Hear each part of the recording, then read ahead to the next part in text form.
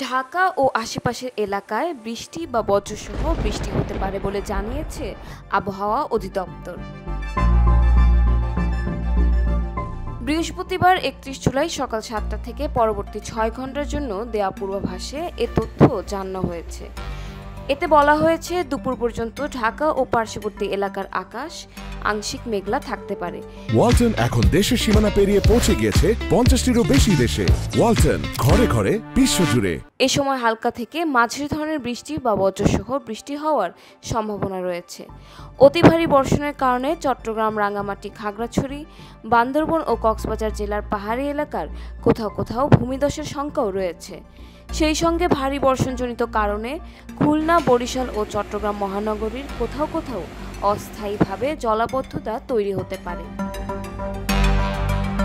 এছাড়া দক্ষিণ বা দক্ষিণ পূর্ব দিক থেকে ঘন্টায় ১০ থেকে ১৫ কিলোমিটার বেগে বাতাস প্রবাহিত হতে পারে। পাশাপাশি দিনের তাপমাত্রা প্রায় অপরিবর্তিত থাকতে পারে।